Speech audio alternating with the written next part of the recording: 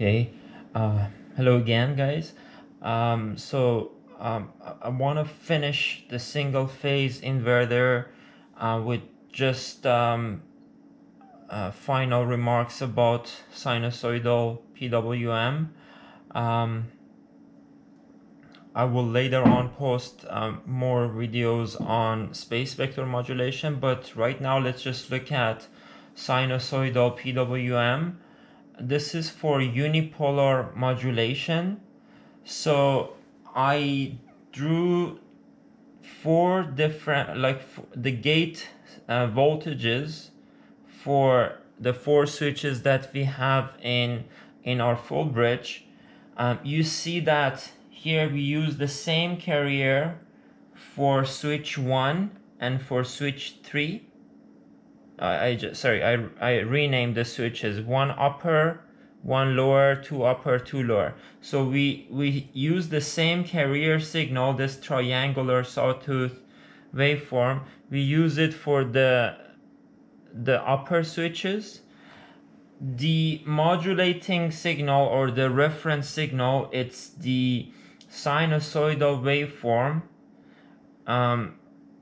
and the sinusoidal waveform for switch 1 and switch 2 upper level, they have 180 degrees phase shift. So you see that this one and this one, it looks basically upside down. Then based on this, the comparators for gate 1 upper and gate 3 upper, they would compare the green signal and the red signal, the carrier and the reference signal, right? And you see that they would generate a PWM, pulse width modulated signal.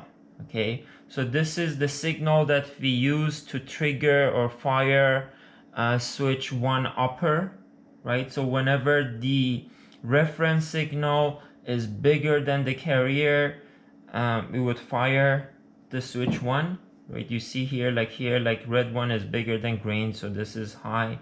Red is bigger than green, red bigger than green, and so on. And you remember that these two switches are complementary, right? These two can never be on at the same time. So we basically inverted this PWM signal and supplied it to gate 1 lower. So using a NOT gate, as I showed in the previous video, this is basically inverted version of the upper gate signal. The same thing here. So this is like another comparator that would compare the red signal and the green signal. Whenever red is bigger than green, it would be high, otherwise would be low.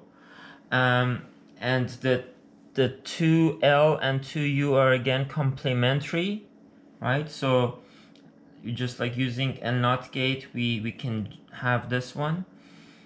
Now, if we fire these switches based on these PWM signals, our output voltage, I drew it here, it looks like this. So I'm gonna explain it to you, like what's happening here, right?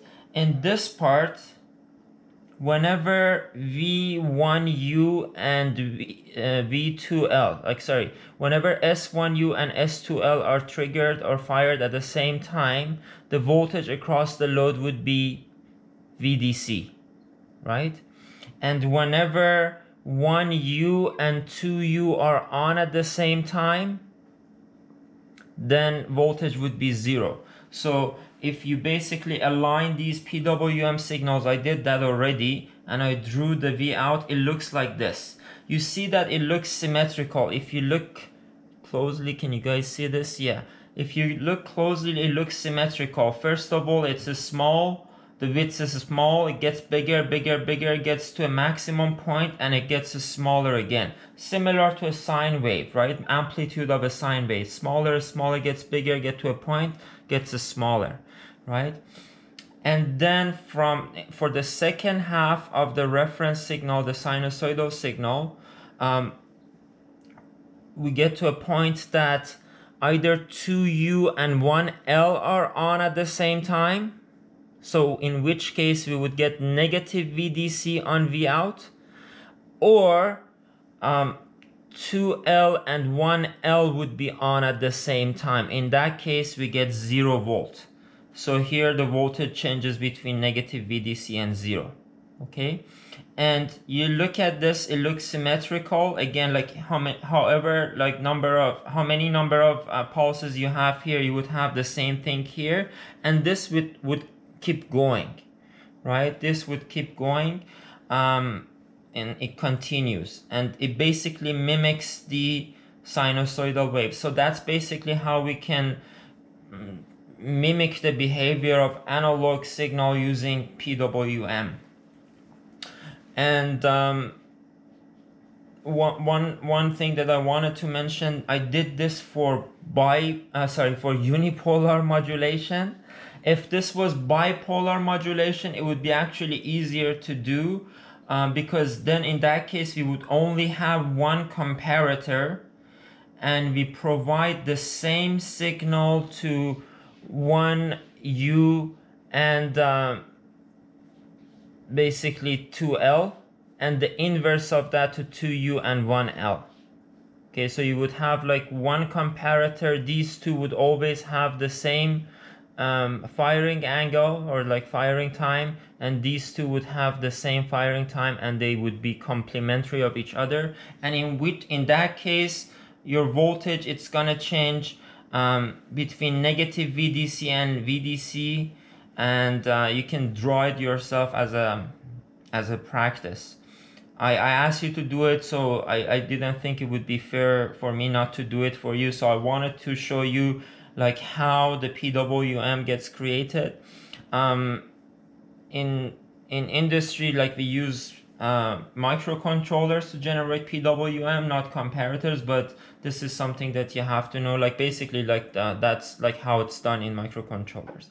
Now there are two indices that it's important to know for modulation. The first one, M sub A. A stands for amplitude. It's the modulation index. It's the ratio between the sinusoidal and the peak voltage of the triangular wave. So you see Vref, this is like our modulating signal, sinusoidal modulating signal, and V sub peak carrier. This is the peak voltage of the carrier. So basically this voltage, this amplitude over this amplitude. Okay, that's called modulating index. And the other one, M sub F, is the switching frequency of the carrier signal over the frequency that we want to generate, right? In which case, this frequency of this sinusoidal. Okay, you see that like something that you should see in your notes, like in the notes, like you have all the waveforms, everything very clear, and you see that as you increase MF, you would have like more smoother waveforms. So like you would have more pulses. So here, like we only had 1, 2, 3, 4, 5, 6, 7, 8, 9, 10, right? So in this case, our MF is 10, right?